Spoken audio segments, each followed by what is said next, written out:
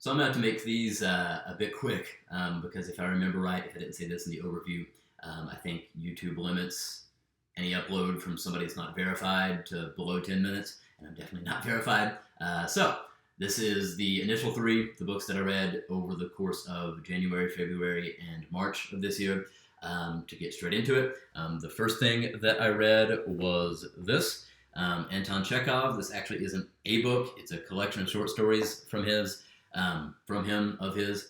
This is stuff that he wrote over the course. It says 1892 to 1895. So I don't know if these were just, hey, here's just everything straight up he wrote over that period, or if this was some kind of like specific collection, whatever. But all in all, this is the first Chekhov that I'd ever read. I'd obviously heard about him, his whole influence on like not only like writing, but also on plays and film to this day. I'd heard about, but I'd never actually read any of his. So this was my introduction to that. Maybe it's just that he was kind of put on this pedestal up here, but I was kind of disappointed by him. I thought it was worthwhile. Like I enjoyed it. I'm glad I read it. But it didn't kind of live up to the hype as much as as I hoped it would. Obviously, all these are short stories. A theme that I kind of noticed, the reason I bothered to point out these were all written over the course of a few years, is they all have this unsatisfying sort of ending. It's all this person's looking for their purpose in life, and they find out what it is, but it can't happen, or this person has this sort of moral dilemma, and it's unsolvable, or whatever. They just kind of resign themselves to their fate, those sorts of endings. To kind of point out and exemplify what I mean by that, there was a few that kind of stood out to me, specifically three of them. The first of those was called The Black Monk, and to oversimplify, it was the story about this academic student or something like that, and he's kind of a genius, savant sort of guy, but he starts having these visions of this Black Monk, the title. And his friends and family, basically he realizes consciously that he's starting to go insane. His friends and family, he talks with them about it, and they start to get him some help, but he kind of relapses, and he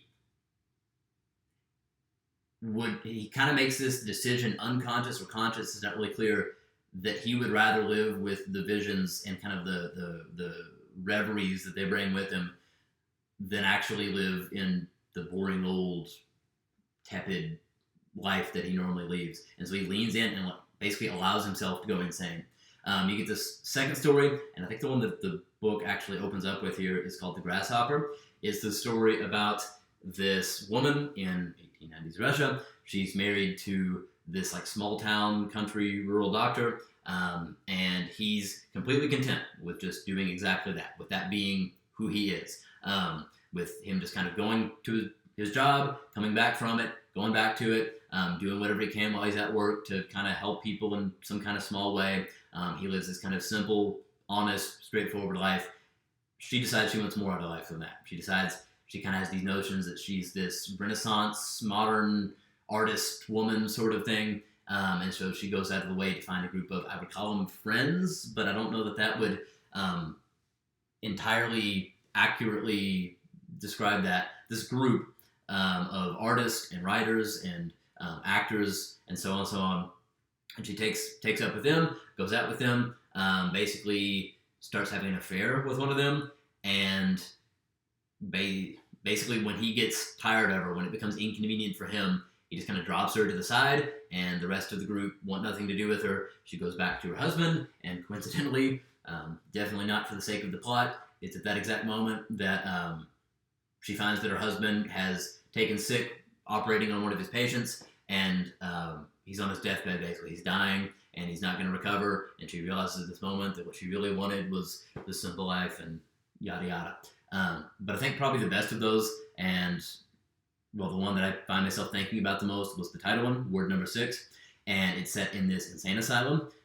This is like before the era where I think they would even call him a psychologist. I think they refer to this main character as like the doctor in the book, and he develops this relationship, like a platonic relationship, with one of the patients at this asylum, and he kind of tries to draw this guy out of his shell. He realizes this guy's kind of purposely brooding and that sort of thing, and so he tries to draw him into a conversation, finds that he actually really likes talking with this guy, as he kind of reluctantly pulls him out of his shell, And when he's not working, he wishes he could go back and carry on another conversation with this guy. He almost starts to think this guy understands him in a way that nobody else really does. And his peers, his coworkers, especially the administration, see him talking with this insane person and decide that he must also himself be insane. And so they strip him of his job. They convince his friends and family to put some pressure on him to kind of check into the clinic himself, maybe, which he does. And that doesn't work out very well because he dies shortly thereafter with nothing and with no one, which is a nice, satisfying ending, which I'm on the clock. On that note, let me just get into the second one. Second thing I read was And Then There Were None by Agatha Christie. This was not one I picked. This is one that was picked for me. I figured maybe I would be pleasantly surprised. I wish I could say I was, but I wasn't. This might have been my least favorite thing I read this year. That said, it wasn't awful. I wouldn't go back and read it, but I'm not disappointed that I did. I say that. I'll make this quick because there isn't a ton to say about it. Like I said in the overview video, that I feel like books can do things that other mediums can't do, and maybe movies can do things that other mediums can't do, so on, so on. This is a victim of that. There's no reason this should be a book and not a movie. Actually, I'm not even sure when exactly she was writing this, but I think off the top of my head it was early 1900s, so it 100% could have been a movie. But it wasn't. It was entertaining on its own, but it was all plot. It was no characterization. Even to that end, a lot of the plot I felt contorted to kind of make the different things she was trying to set up work. Kind of a square shape in a round hole sort of issue. It was entertaining, but it's not something that I really think about at all. It's really forgettable. It reminded me a lot of the movie Knives Out in that sort of way, where I was entertained by it while I was watching it. I would even with that movie go back, and I think I have watched it again. I think I watched it two times. But it's not a favorite movie of mine. Last but not least, the last thing I read, at least in March, I think this was An Artist of the Floating World by Kazuo Ishiguro. This was the third of his books that I've read now. Back in high school, I read Never Let Me Go for my AP Lit class. I read a couple years ago The Remains of the Day, and then now obviously this one. And something that is common between all of them is this whole restrained narration. It's very introspective. There's a lot of interiority. There's next to no exteriority. A lot of these books take place in the heads, the minds, the headspace of the characters. This one, and probably Never Let Me Go, I guess all of them really. He's famous, Ishiguro is, for this whole unreliable narration that is told from the perspective of the character, but it's limited by the perspective of the character. That actually is kind of integral to the plot of this one, because to oversimplify this is the story of an artist in 1950s, 1960s Japan, who was an artist in 1920s, 1930s, 1940s Japan. And that's relevant because obviously those were the decades that Japan was being pulled into the Second World War.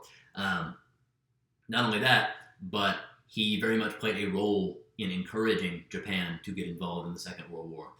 He was kind of one of the people beating their chest, rah, rah, rah, this whole nationalistic fervor. He was very much using his art to encourage that, and that was not only approved of, but encouraged back in that time. But now that it's the 50s, 60s, Japan's lost the war, and the Americans are kind of occupying the area, that is very much a no-no. It's very taboo. He's almost seen as a borderline war criminal sort of figure. He's responsible for the deaths of all these soldiers, all these young men, and he's also responsible for the disgrace of Japan. The kind of question, obviously, that comes out of that, I think is the main theme of the book, is, are things only deemed good in the present? Is that something that society deems, or is there some kind of objective good? Because what he was doing then was definitely seen as a good thing, a positive thing, and obviously isn't now.